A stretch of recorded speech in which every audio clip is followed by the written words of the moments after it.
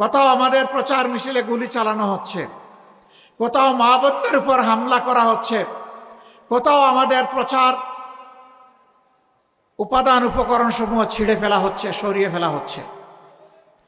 মা বোনদের উপরে আপনি যখন হামলা করবেন, মনে রাখবেন ওই মায়ের সন্তান আছে, ভাই আছে, স্বামী আছে। তার ইজ্জতের উপরে হামলা করার পরে তারা বসে থাকবে না।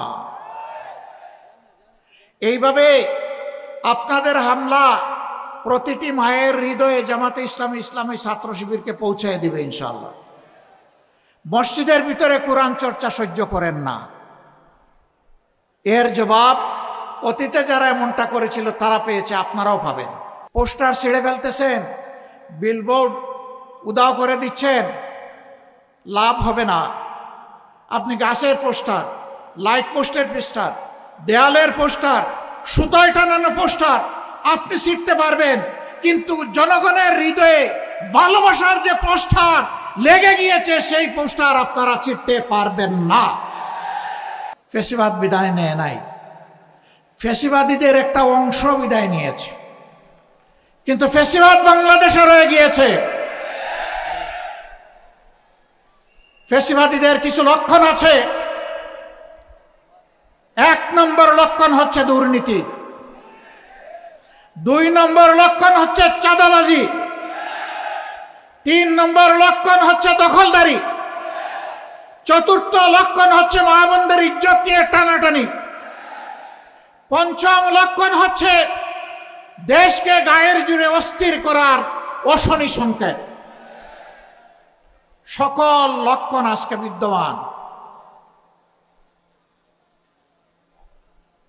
24-এর গণ আন্দোলনে ছাত্র, তরুণ, যুবক যুবতীরা নেতৃত্ব দিয়েছে। আমরা বরাবর তাদেরকে অভিনন্দন জানিয়েছি, আজও অভিনন্দন জানাই। তাদের নেতৃত্বে বাংলাদেশে শিশু থেকে বৃদ্ধ, নারী থেকে পুরুষ, সকল শ্রেণী পেশার মানুষ জীবন বাজি রেখে খোলা গুলি এবং আগুনের মুখে তারা লড়াই করেছিল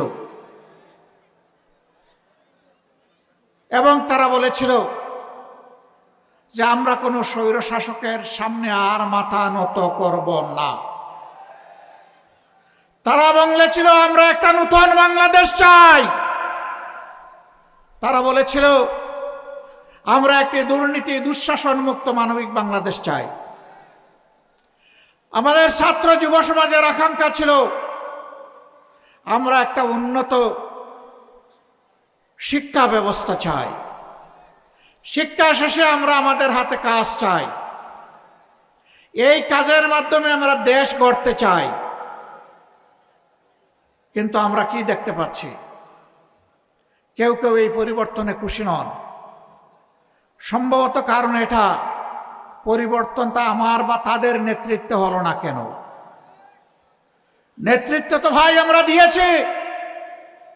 স্বৈরাচারের বিরুদ্ধে 15.5 বছর আমরা আন্দোলন করেছি, আমরা জীবন দিয়েছি, আমরা মামলা গলায় নিয়ে জেলে ঢুকেছি, ঘর বাড়ি ছেড়ে এখানে সেখানে আমরা পালিয়ে বেরিয়েছি। অবশ্য বাংলাদেশ জামাতে ইসলামী দেশ ছেড়ে পালায় নাই।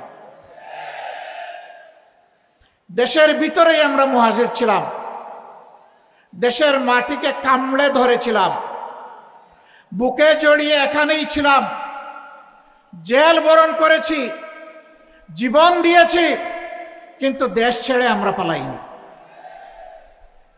কারণ আমরা এই দেশকে, এই মাটিকে, এই মানুষকে আমরা ভালোবাসি।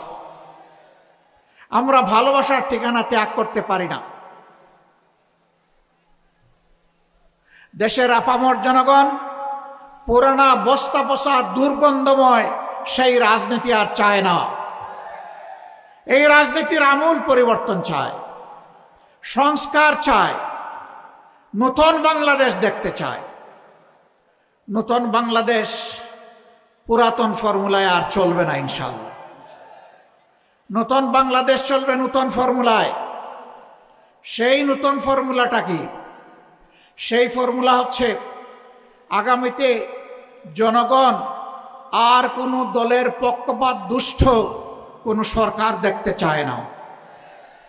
জনগণ দেখতে চায় জনগণের সরকার, যেই সরকারের প্রত্যেকটি নিয়োজিত ব্যক্তি নিজের জন্য চিন্তা করার আগে জনগণের স্বার্থ নিয়ে ভাববে।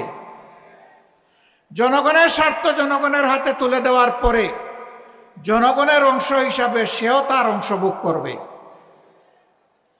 যেই সরকার জনগণের ভাগ্যের পরিবর্তনের কথা বলে জনগণের সাথে প্রতারণা করে নিজের ভাগ্যের পরিবর্তন করবে না,